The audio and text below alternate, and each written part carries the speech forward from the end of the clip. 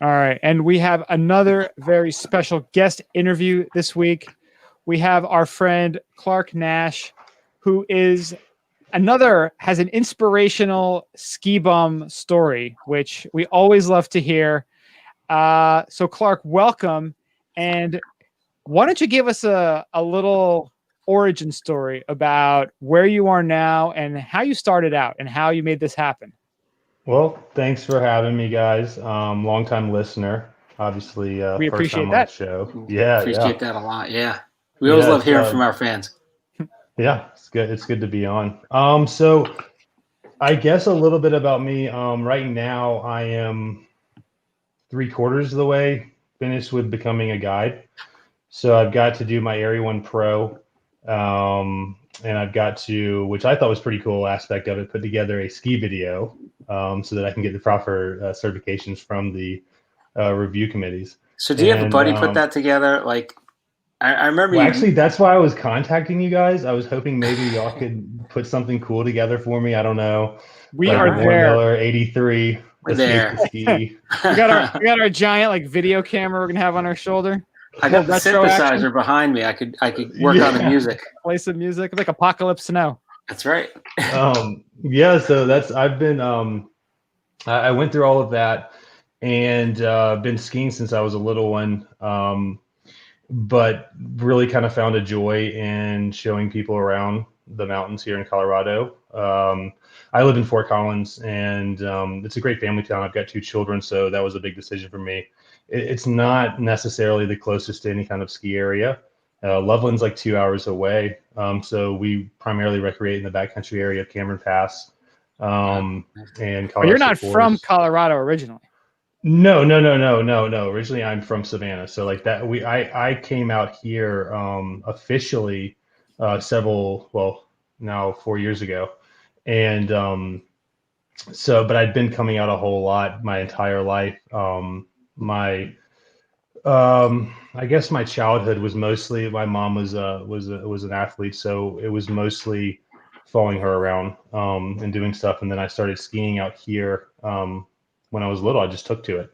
And when I went to law school back in Georgia in 2012, graduated, and started a practice, and it did well. And I got an opportunity to stop, and I Nice. took it. Yeah, and yeah, that kind of coalesced also with my mom's passing, and I didn't talk to you guys about that, but that was a big event for me, and sort of like putting perspective into my life. She died in a mountain biking accident, Oh and man. so yeah, it was difficult.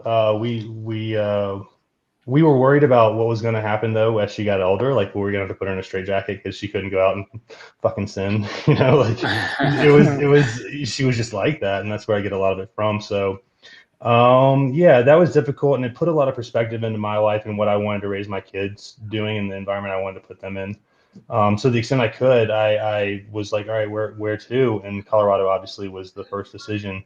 Looked at some towns, and like I said, Fort Collins was the best for the family, and moved out here. So that's where I am now. Since I've been here, I've been working and a little bit before, because it wasn't all happening overnight. Started working on getting my Area 1 Pro. I'm sorry, my Abbey 1 course, my Abbey 2 course, and then the Area 1 Pro. And that's just like a 5-year process. Wow. If you keep at it. And I'm not a certified guide by any means, but hopefully one day will become that. And I'm pretty close to it. I've got to do 2 more steps essentially. So, and then So what the are the long other two term. steps? Well, so the ski video, like for real, that's one. So I Nice. like a legitimate ski video. They want to know that you don't shit ski, because I mean, I could pass all the tests, talk all the game. They're like, dude, you don't even fucking ski. Like, what? But you really do have to get somebody else to Yeah, film you, like, right? Because they want to see you yeah, skiing, not just like first person right, ski footage, right? So Does this like right. kind of like a setup? Like they have a family member who was like a videographer, and they're like, dude, like just we'll make sure the video part is required so you can get some work on the side to make these videos for people. Get to ski for free. Yeah, no, exactly. And like, I don't know what they want. Like, I would imagine they're looking a lot at, are you taking crazy chances? Like, I don't think they're looking so much at your form. I think a lot of it has to do with they're looking at the terrain selection you just made. Is there like Did you do criteria it- that says like, okay, you have to film this much of it? Like doing like I don't know. like check boxes, like what's required for it. Like Yeah, showing- I don't really know all of that per se. Because I haven't gotten there yet. I've been focusing on like the paper side of it. Are there any But, coaches like you can just give them some money and they'll kind of You guide mean, you? you mean like the free handlers for what is the AAU? Yeah. AAU basketball? They get you right into the universities and the Yeah, NBA. we'll just get you in. Don't worry about it. But now, a handler? Yeah, it's a handler. A handler. Now That's what you need, a handler. with COVID and everyone wearing masks, couldn't you pretty much just film anybody and say, "Yeah, that was me"? Yeah, Just it's CG not Kevin mask on Carlson. everybody. That's definitely me. Right? Like, Yeah. sir, you're 6'4", he's 5'10". It's like, sir, you just Semantics. stole Shane McConkey videos and just put them in your reel. No, you see the mask? That's my mask. Mm-hmm.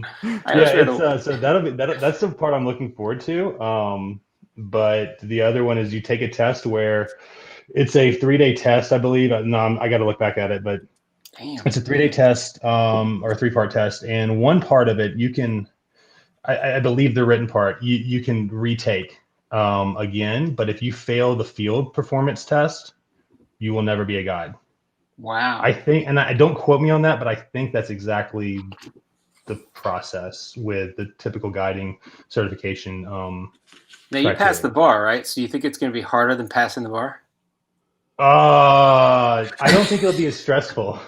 I don't think it'll be as stressful. Yeah. I saw kids throwing up and like crying at their outta tables at the here. bar. Oh, Yeah. jeez. Yeah, it was pretty brutal. That was scary. But no, I don't think it'll be nearly as stressful. I think that I mean, I don't know. It may be if I'm in the field and I'm like, I really want to do this. This means a lot to me because I mean, the end result. What I want to do is there's a lot of National Forest Service service land area that we ski out near Cameron Pass, and you can access it and guide people back there. But people don't ever go back there. It's kind of gnarly. There's a lot of consequential terrain, and so I'd like to be able to get some sleds out there, take people, maybe one day get a cat and take people out and do a 4 seasons kind of like guide service. We would do rafting, fishing, hunting, and skiing. Wow. Oh, wow. So that's what that's the goal. Well, Brian found a company that you can get these treads and just slap them on your car, and it's just as good. Just right up there. There's this. Yeah, you just have to worry about your permit from the Forest Service. Like they have the trails cut right, like 53 inches for a snowmobile. So you like have to have like a whole smart new trail car system fit, if you right? got a cat. I don't know. Just a couple years ago, there was That's a good idea. I Or feel those like Polaris things. well, it was yeah. they took the bottom of a Bombardier Snowcat and they put it on an old like 1987 limousine, like one of Yeah, those that's old pretty sick. Cadillac limos. Dude, it was only $6,000 Canadian dollars. What is that like? Canadian. What is that like? 1,500 American? If that. They pretty much give it to you.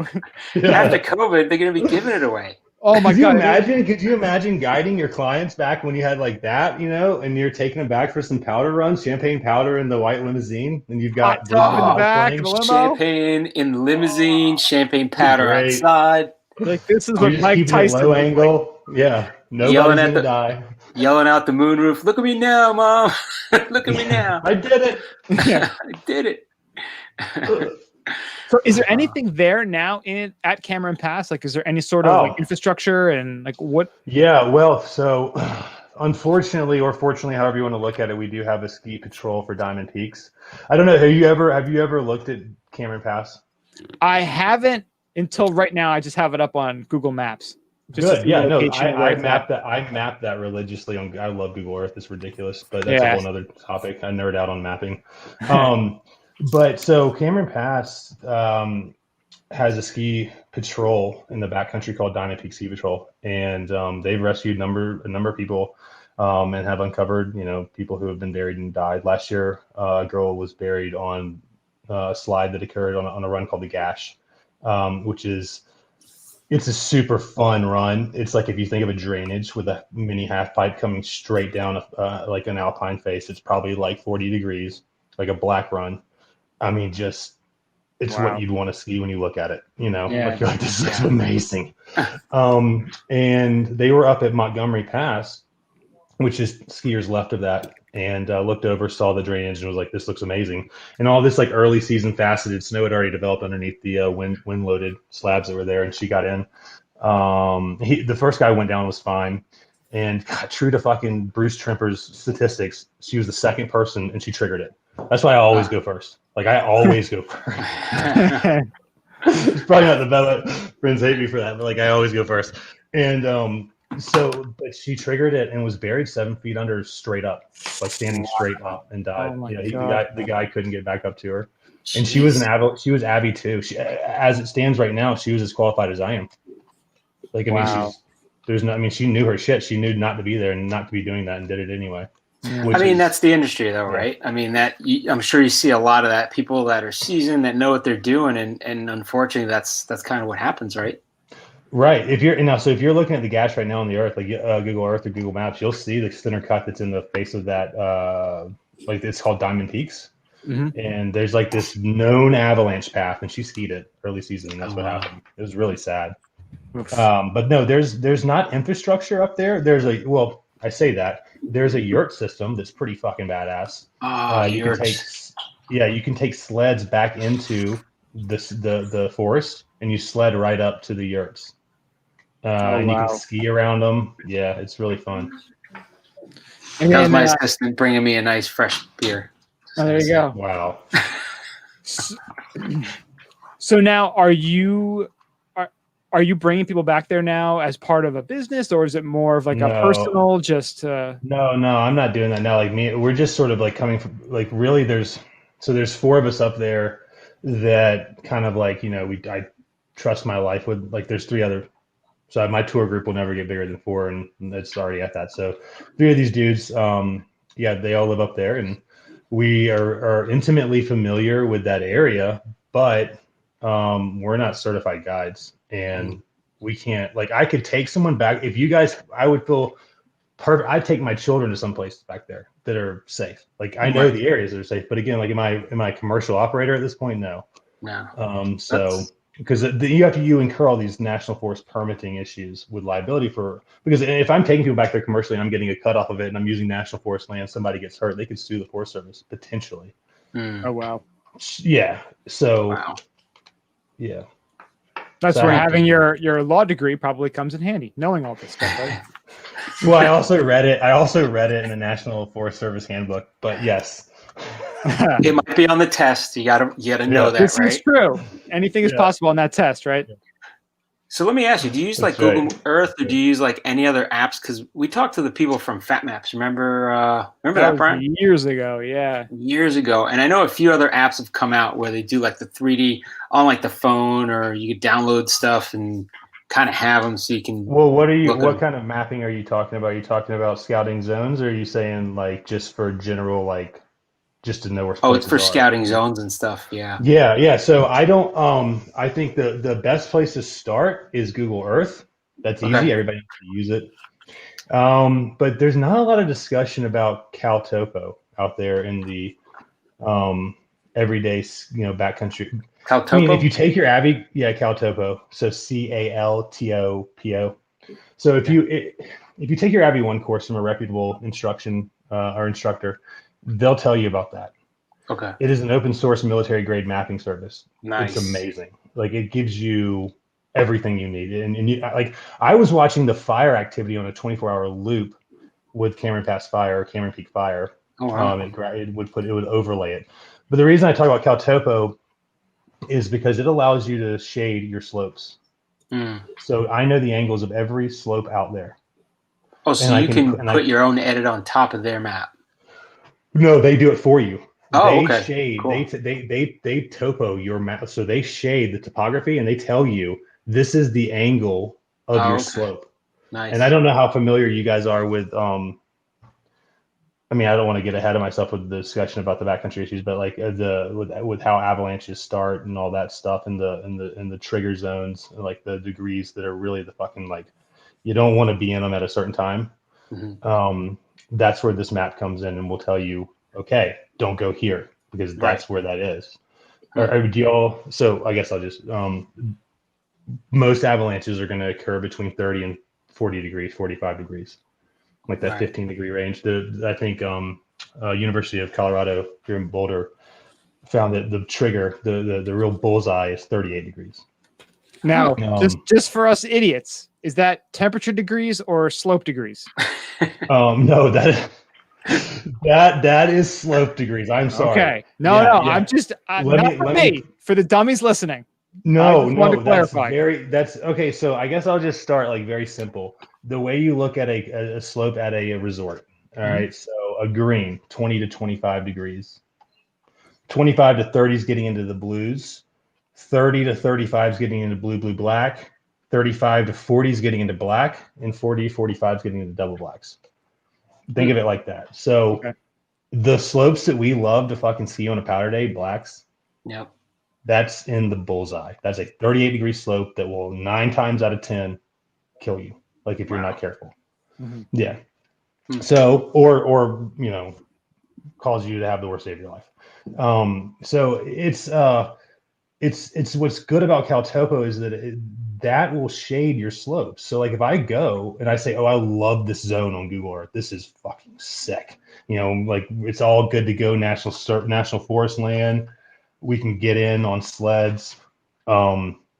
Let's find out if it's consequential. It looks steep, but that's no way to go about your existence in the backcountry. Oh, it looks steep, So before Caltopo, you had to go back there and you had to take your angleometer and put it on there and hope that the angle you were measuring was also consistent above as well and below.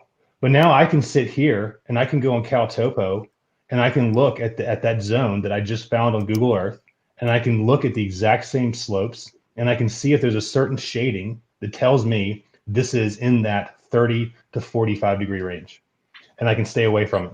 And so that means I can go into the woods on the deepest powder days, the biggest storm problems, and if I know my terrain properly, I can stay safe, and I can have an amazing day. 25-degree angled, slopes all day long, overhead face shots, like amazing time.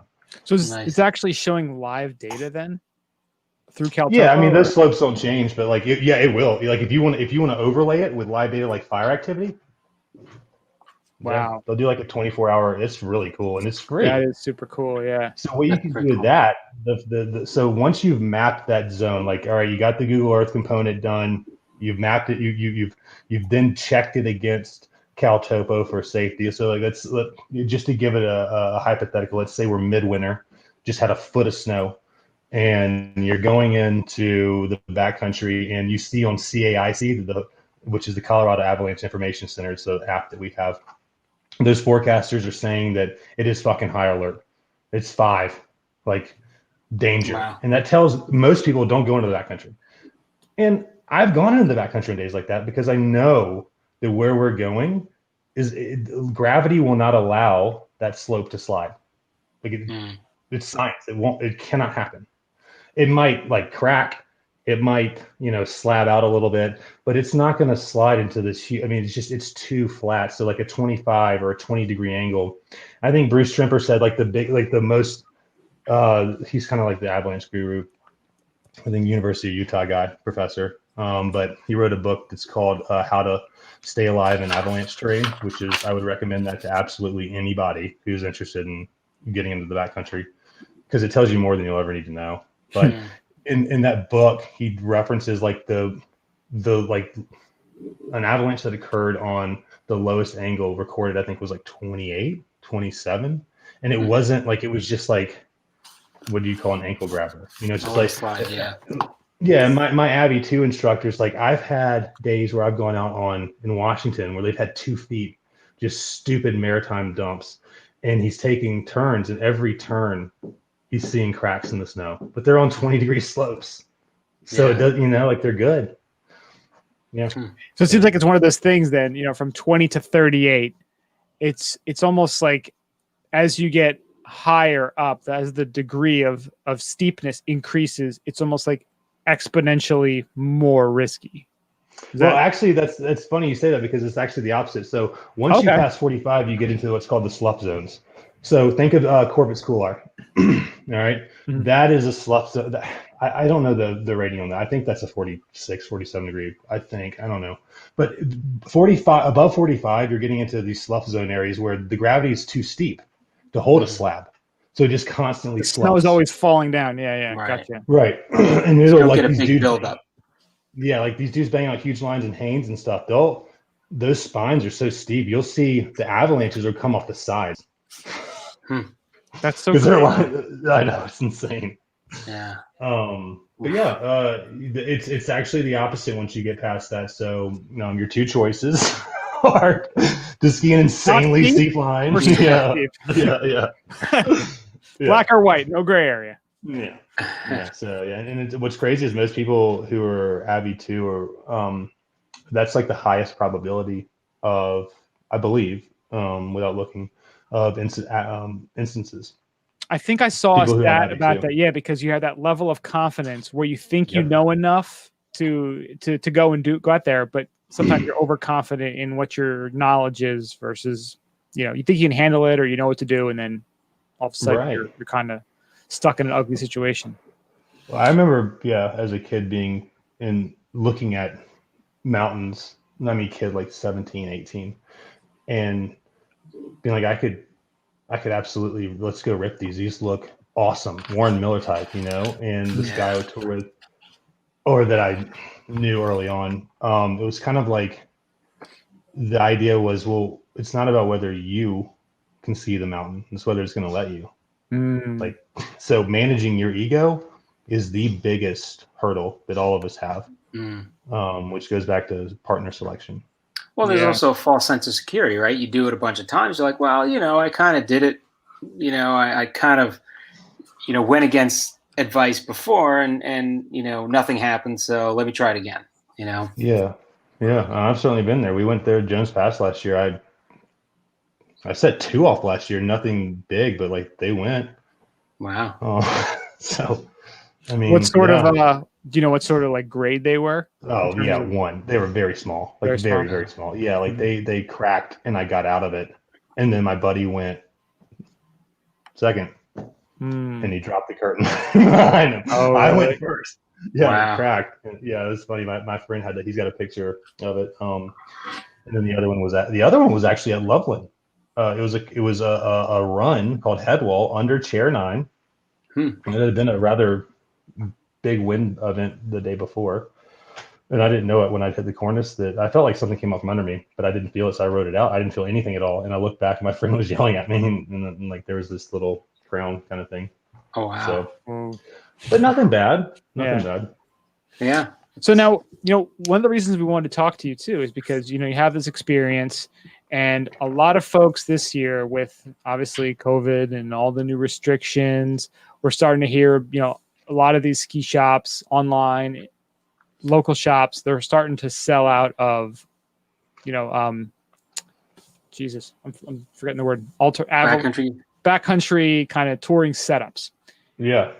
So a lot of people are going to probably either with minimal experience or no experience going to start to head out to the backcountry this year. What's some advice? What are some tips? What is the information that, we're looking at November 19th today. Some places are opening tomorrow. There's snow starting to fall all over the place.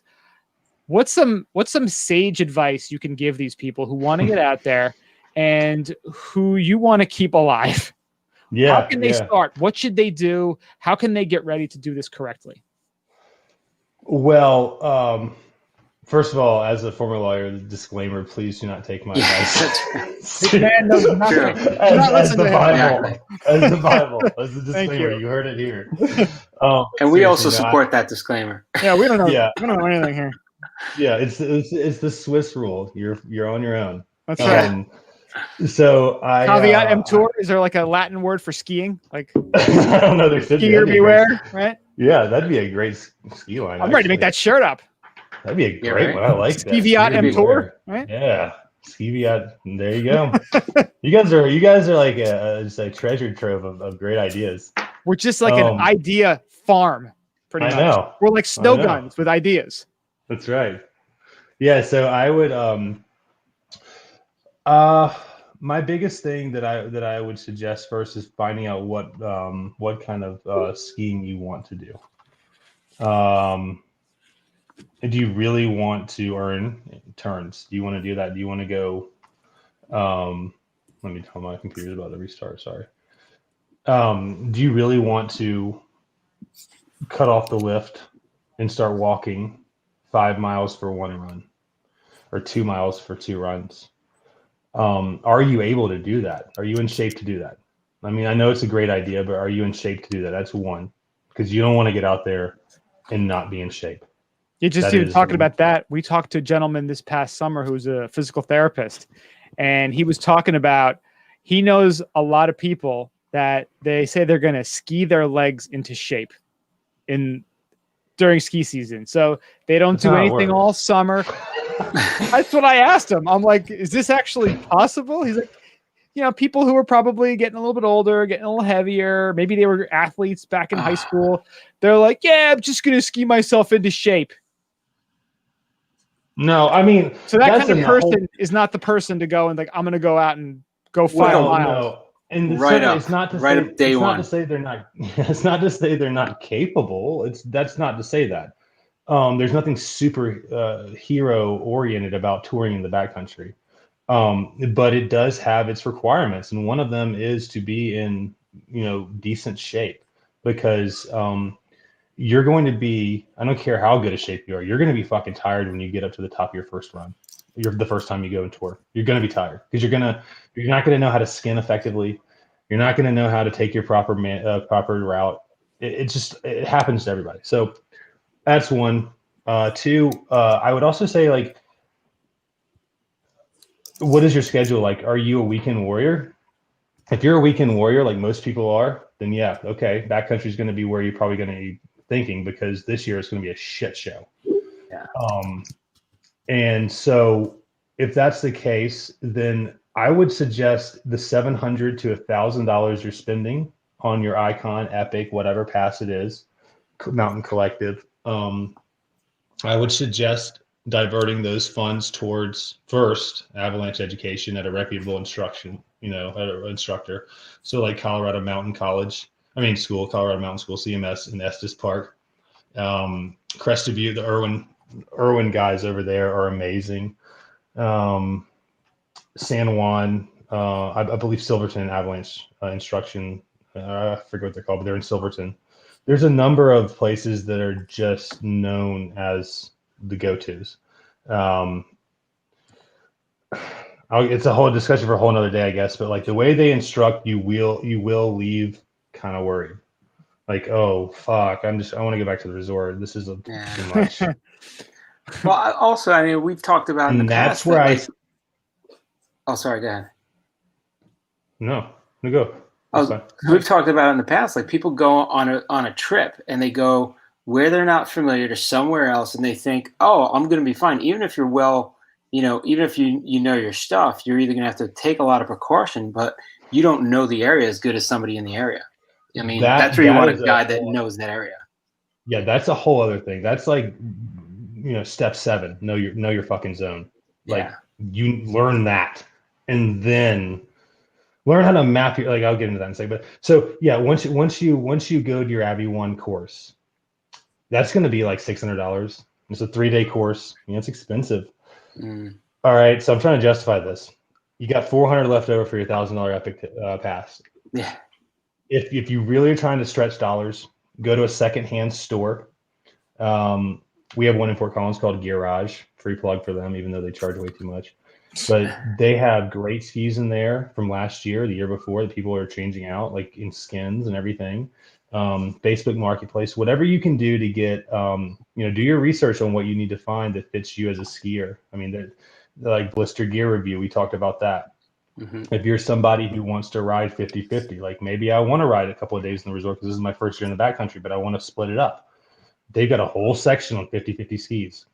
And hands down, I would totally recommend mounting any of those skis if you're going to be touring and riding any days at the resort, mounting those on ships, 100%. Those are like they're game changing bindings for sure, but they're great for both venues. Once you get your AT gear, go to your resort or go to a resort and skin. Go to do their uphill. Do that several times. Watch out for the cats. Be nice to the groomers. Know where you are and stay know you're up track and where you're going. Go early. Go. For instance, let's just say you're here in Colorado. Go to Loveland. Go walk up at 7:00 in the morning. Get to the top of that Continental Divide. And realize what you've just done. And you've done it in a safe, controlled environment, but your body's allowed you to do it. And now you can start thinking about doing that in the wild, because it's kind of like that's like the safe area. But once you got water feel around, good about you got that, somebody that might find you. Yeah. Oh, you're good. You're in a resort. Like you'll be good. Yeah. But that's actually a great tip because again, I guess one thing to check out too is uphill travel. But I guess if you're going early enough, it's probably not a problem. But I know some resorts restrict uphill travel, especially on the East Coast. But that's something to make sure you check before you do this. But that's an absolute awesome tip. Just try it in like a kind of a place with a net in, to use the metaphor, pass out, somebody's going to find you. Yeah. Or if you're like, you get halfway up, you're like, this sucks. I'm just going back down to the my car. You're at the resort. Yeah, like you're there. It's all good. I mean, there's places. Not everybody around has Hidden Valley like we do here at Rocky Mountain National Park. There was a former ski resort that you can go to and skin, and it's like it still has the tree cut lines and everything. Oh, cool. So you go to your resort, go to your local resort, do the uphill, get used to that. Once you get used to that, I don't know. Let's say again, this hypothetical individual lives in Colorado, skis the Front Range corridor. Wherever you may live. Find your nearest backcountry zone or wherever you're thinking about going. Now, I'm not telling you I would not tell the person to go there then, but just.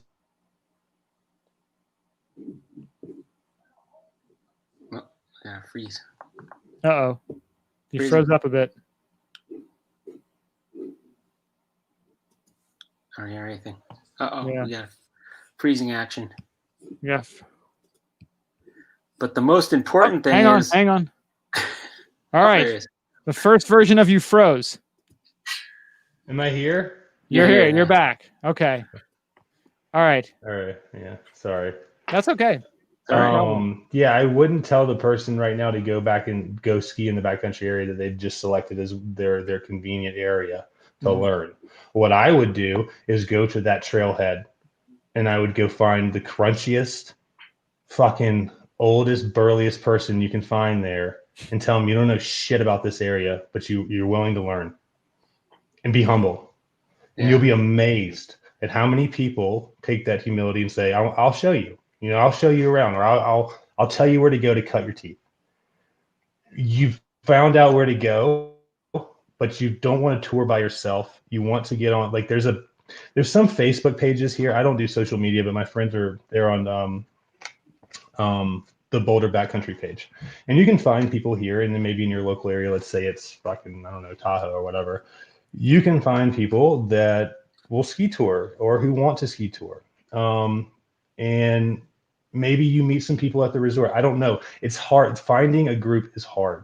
That's the hardest part, which is it's the most important part.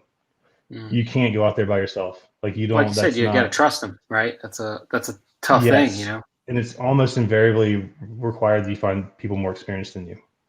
It's just difficult. Yeah. Well, trust is big too. And then a lot of people, they're annoyed and concerned about more people going into the backcountry. It's almost like this is our area. This is our secret. Like, and that's wrong. People want to come in. I fucking hate people who think super like that. Wrong. It's because there is so much terrain, like it's bullshit.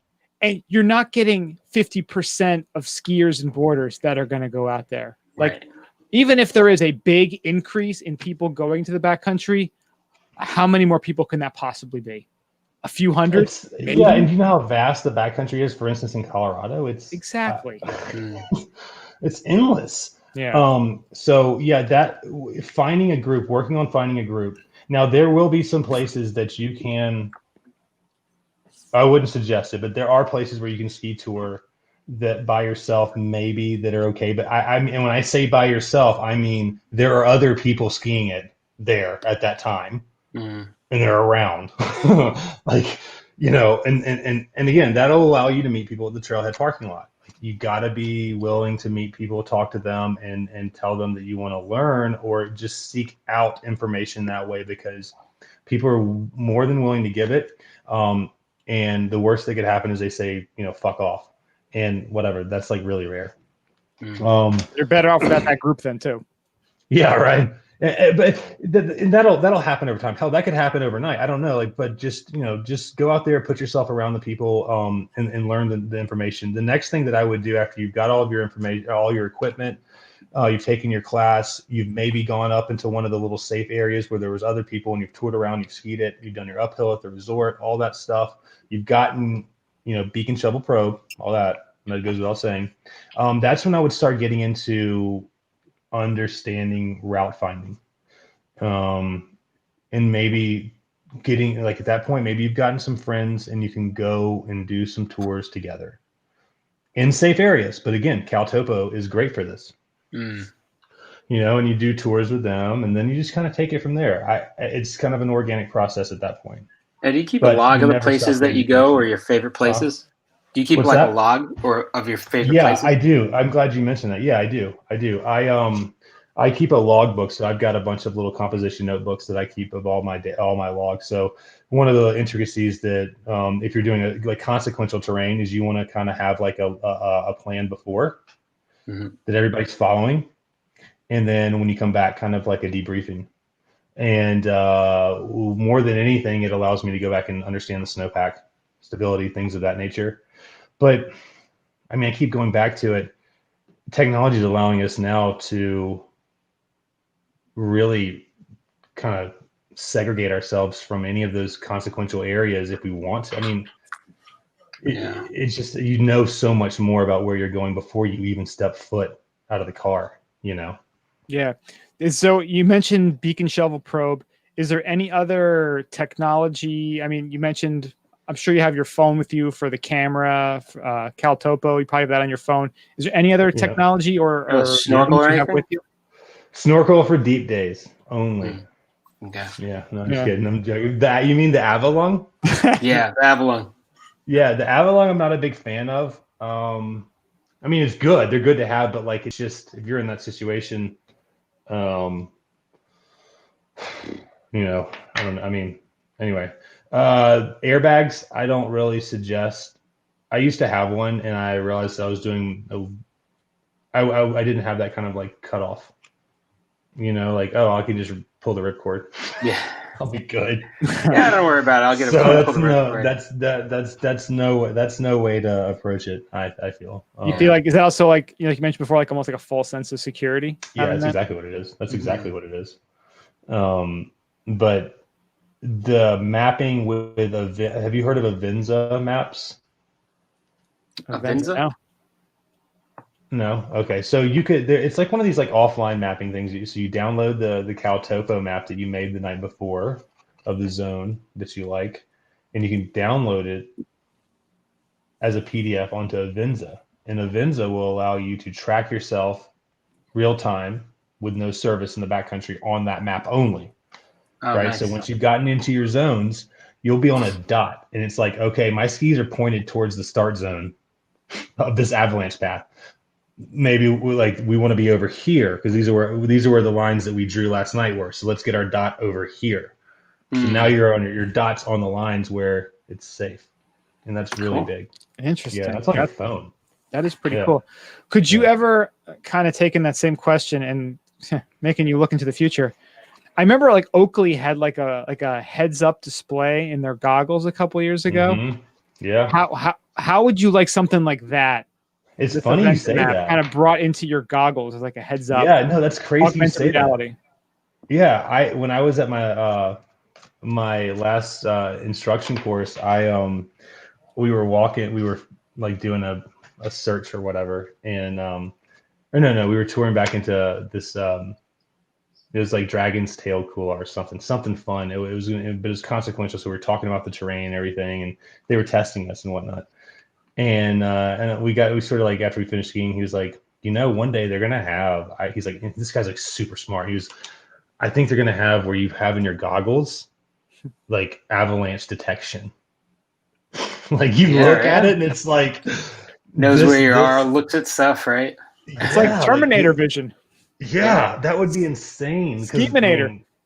I mean, putting Cal Topo in your goggles would be cool, but you already have it on Avenza, on your phone. So, but really seeing like in your goggles as you're going, oh, this slope here is 38 degrees. It recently had wind loading from the northwest and 12 inches of new snow under faceted crystals. Like if it, wow.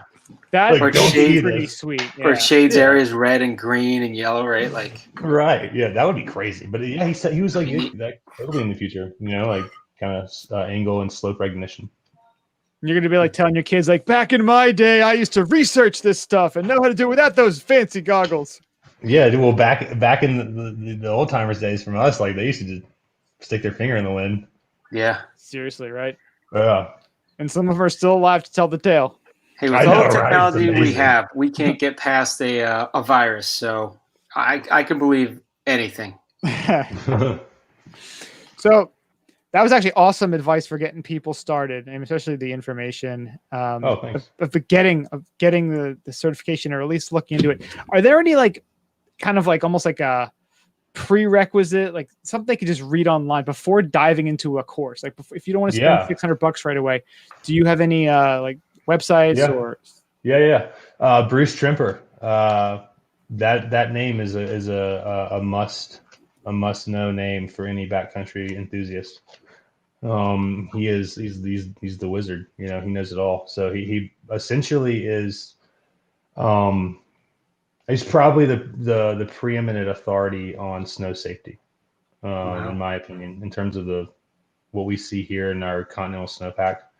So Bruce Trimper's book, How to Stay Alive in Avalanche Terrain, is the book that I would recommend reading. It will allow you to go from knowing nothing and being scared of the backcountry to seeing that you can work your way into it and seeing that maybe you could one day be riding back there, and you can. I mean, the goal is that people will be, if they're so inclined. But you'll be extra scared.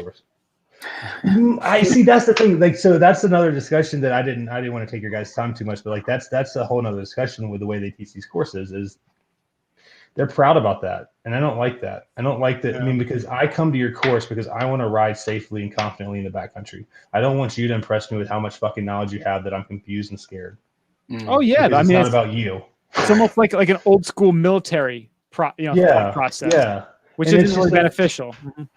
It's not, and I think with what you know about slope angles, what the information that you're given from CAIC, which is another resource I would sort of like, maybe if you're trying to get into before you take these courses, download the CAIC app. Well, if you're in Colorado, but wherever you are, there's a avalanche information center. Not in Florida, Mario. No, I don't think so. Not until you guys get the Snow Magic dumpster resort going. Yes.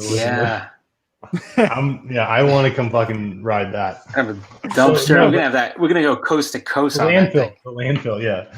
Yeah, right. Oh, yeah. Can you imagine a landfill that went from sea to sea? Be great.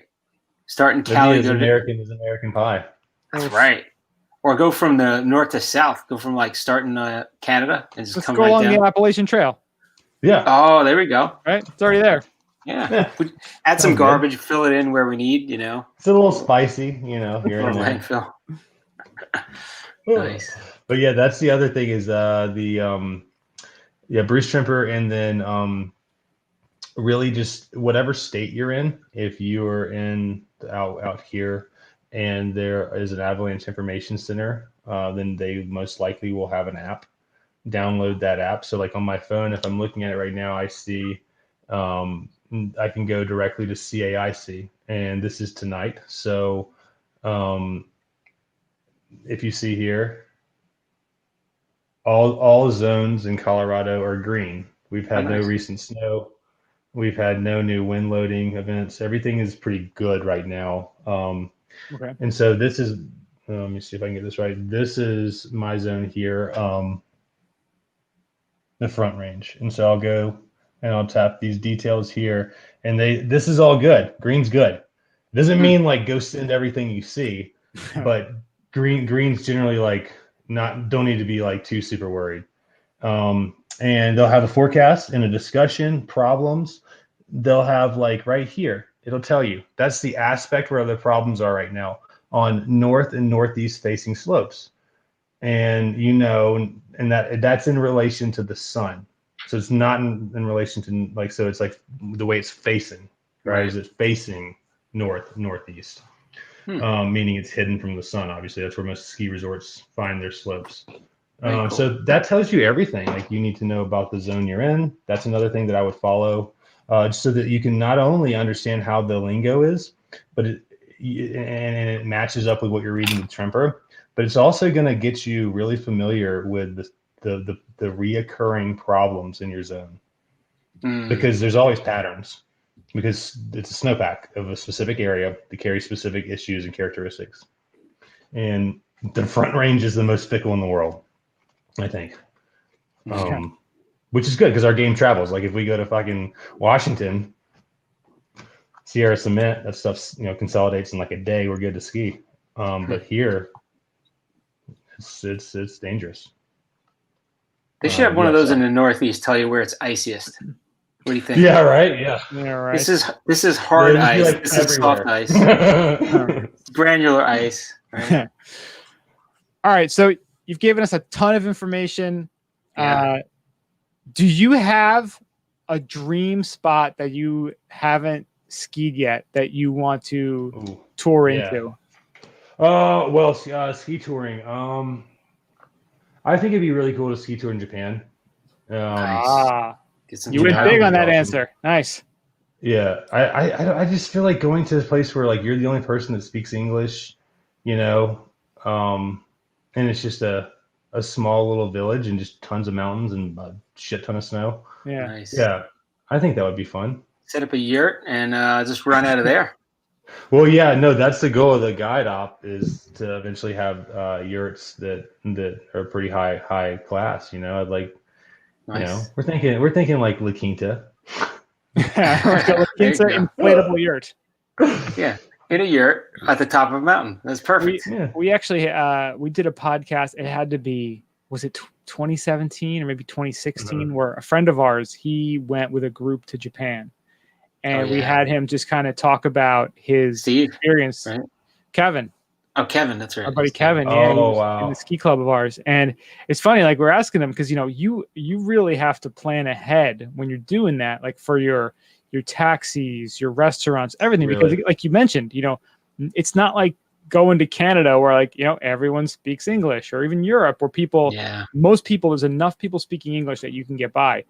Those places up in Japan, like, you're lucky if you find someone who speaks English. Well, he said right. Cultural difference too, right? Like you don't even know the customs and the culture, He said what he did was, for the most part, he watched like Anthony Bourdain when he went out there and kind of followed and like did whatever he did, which is like, that's pretty sound advice. That's hilarious.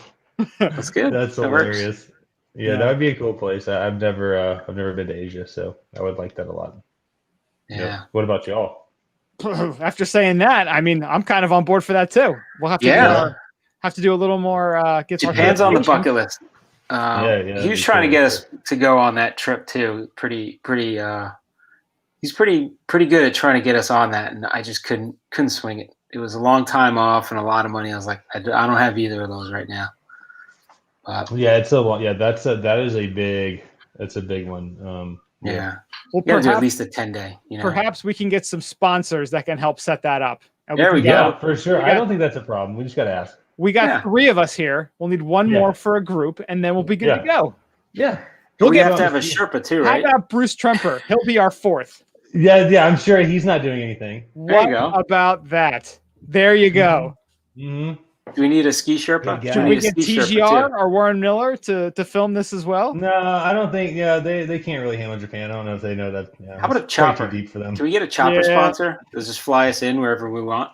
Well, perhaps that private jet company that was it that had Wheels Up. No, it was we talked about last week. They have Embraer. They have the private jet and the Porsche deal. That's right. Oh, Perhaps they can sponsor us, and they can have some sort of fancy Porsche that can drive us around. We might have to go to the Catalina Wine Mixer and figure out how to get a chopper. Good damn That'll be good to go. All right, awesome. So I looked up. Hold on a sec before we cut this. I did look up in Latin, skier beware, and I got cavanatari. Cavanatari. I like it. I like it. Maybe we'll have to go that. It's probably totally incorrect, but we'll go with that for now. What about like a Nordic translation? Because you could have like an Uller thing and like. Ooh. Yeah. Maybe just look in every language and see what the coolest looking phrase is. All right. We're going to have to do some research on that. So this is what we do. We just fire the idea snow gun out there and brilliance. I like it. Comes out. Yeah. That's the way to do it. All right, Clarke. Well, that was a ton of information. Thank you so much. I think a lot of folks can at least kind of, if they do want to dip their toe in, there's a lot of different steps they can well, there's almost levels to this, like with anything. Like you can dip your toe in, buy a book, you can go get the app, get a little familiar, and then start building off of this. But the most important thing even if somebody's going with a guide, it's good to get some of this information and just know it. Going. I mean, the more knowledge. Don't go in blind. Yeah, that's the moral of the story. I mean, the more knowledge in a group, the better, right? I mean. Yeah. I mean, and I didn't mention this, but almost equally beneficial is going to your zones in the summer and fall, seeing what it looks like, learning the contour of the mountains you're seeing. It's important. Yeah, and always go first. Yeah, always go first. Always go first. No, shove your buddy out of the way. Go first. Oh wow, that looks great. I'm gone. My life is far more valuable than yours.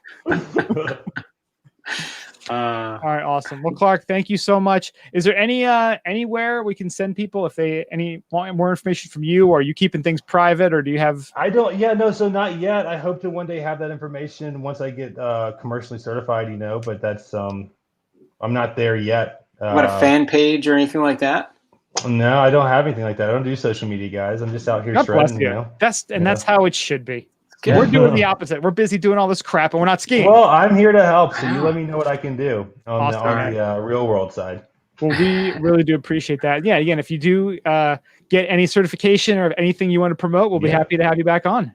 Absolutely, man. I look forward to it, Brian. Mario, it's great to talk with you guys. Awesome. You as well, Thanks a lot, Clarke. Thanks so much for your time. Thanks. Yeah, take care. All right, you too. Thanks.